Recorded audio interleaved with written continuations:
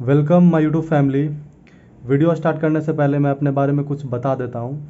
मेरा नाम कुणाल सिंह है और मैं 90 डेज़ का टारगेट सीरीज़ शुरू करने वाला हूँ।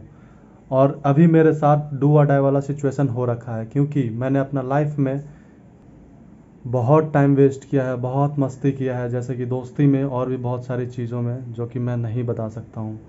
बट एक वक्त के बाद इंसान को सिंसियर हो जाना चाहिए अपना कैरियर के प्रति। और ये 90 डेज़ में मैंने खुद से वादा किया है कि मैं अपना जी जान लगा दूंगा, पूरा चाँद झोंक दूंगा, जितना हो सकेगा मैं उतना पढ़ूंगा। ये 90 डेज़ में पूरा दबा के मेहनत करूंगा। चलिए अब स्टार्ट करते हैं वीडियो, एक नया जोश और एक नया उमंग के साथ। ये रहा target for SSC CGL 90 days. Maths के लिए मैं क्या स्ट्रैटेजी अपनाने वाला हूँ, जैसे कि मैथ्स का बैच मैंने आदित्य रंजन से पढ़ा है और इनका प्रॉपर नोट्स मेरे पास मैंने बना रखा है आदित्य रंजन का। तो ये मैं सीजीएल होने से पहले 2 टाइम्स मैं इसको रिवीजन कर डालूँगा।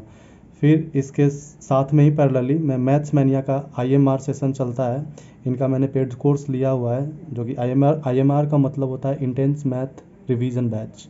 इसमें क्या होता है, इसमें क्या होता है, जैसे आप बैच कंप्लीट कर लिए हैं तो इसमें बहुत प्रैक्टिस होता है, पूरा प्रैक्टिस। अगर आपका बैच कंप्लीट ना हुआ हो तो ये बिल्कुल भी नहीं करना चाहिए।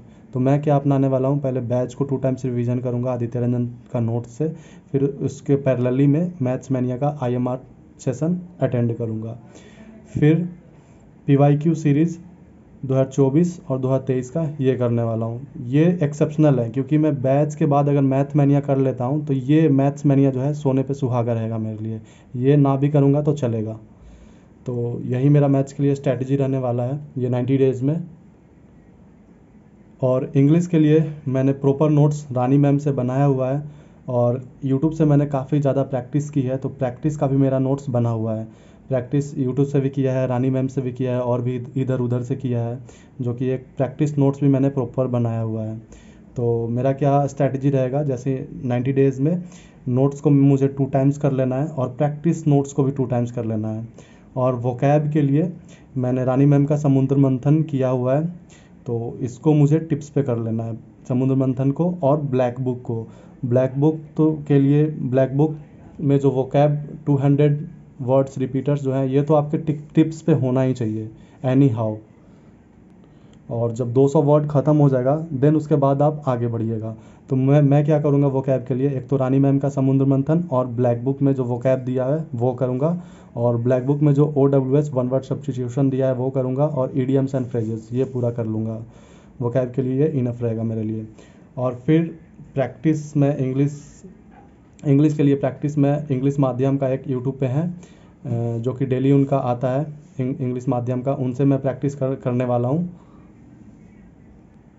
और अब मैं ये होने के बाद और यूट्यूब से मैं प्रैक्टिस करने वाला हूँ, क्योंकि मैंने पेड कोर्स रानी मैम का लिया हुआ था, जो कि मेरा वो सब्सक्रिप्शन ख़त्म हो रखा है, तो वो उतना काफ़ी है मेरे लिए, और यूट्यूब से इधर उधर से मैं प्रैक्टिस में कर लूँगा। और अब रीजनिंग की बात करते हैं। तो रीजनिंग में अनअकैडमी से मैंने एक टीचर थे सुमित गोयल, जिनसे मैंने पूरा रीजनिंग पढ़ा है, उनका मेरे पास प्रॉपर नोट्स मैंने उन्हीं से ही बनाया हुआ है, तो उसको मैं 2 टाइम्स रिवीजन कर दूंगा। बैच को 2 टाइम्स रिवीजन करना है और प्रैक्टिस करना है यूट्यूब से, और मॉक टेस्ट लगाना है जितना से जितना हो सके सेक्शनल, क्योंकि रीजनिंग ज़्यादा से ज़्यादा 1 घंटा ही काफ़ी रहता है एक एसएससी एस्पेरेंट्स को। ज़्यादा टाइम इसमें इसमें दोगे तो फालतू है। 1 घंटा इनफ रहेगा। ये मैं सोचा हूँ 1 घंटा नोट्स पढ़ लूँगा और 1 घंटा प्रैक्टिस और आधा घंटा सेक्शनल मॉक। जैसे कि 1 डे 1 आवर बैच और 1 डे प्रैक्टिस अल्टरनेट बेसिस पे मैं करने वाला हूँ, और फिर हाफ आवर मॉक। चलिए अब बात करते हैं जीके की, जो कि मोस्ट कंट्रोवर्शियल सब्जेक्ट रहा है। तो जीके के लिए मैंने अपनाया है 1 शॉट वीडियो पारमार सर से। यही मैं इनका पूरा कर लूँगा 1 शॉट वीडियो, क्योंकि अभी मेरे पास टाइम नहीं है कि पूरा इनका बैच करूँ। 1 शॉट वीडियो इनफ रहेगा मेरे लिए। और पीवाईक्यू सीरीज़ जो 5 चल रहा है मैं ये कर लूँगा। ये दोनों ही रहेगा मेरा 90 डेज़ में, 1 शॉट और पीवाईक्यू 5।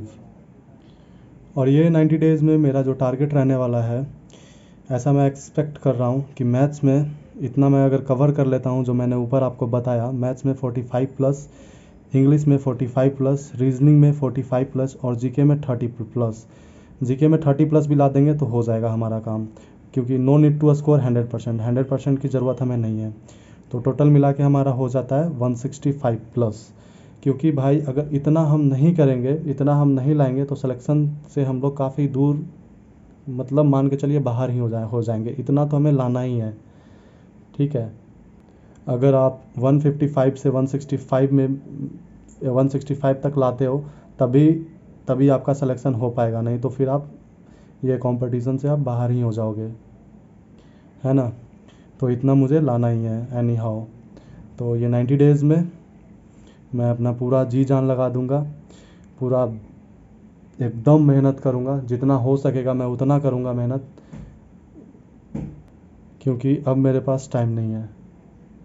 तो कल से मैं डे 1 का टारगेट लाने वाला हूँ। तो बने रहिए, जुड़े रहिए, मुस्कुराते रहिए, पढ़ते रहिए, मेहनत करते रहिए, जी जान लगाइए, कुछ बनिए, कुछ बन के दिखाना है मुझे, इस बार कुछ करना है। तो thanks for watching, have a nice day, good day, bye bye.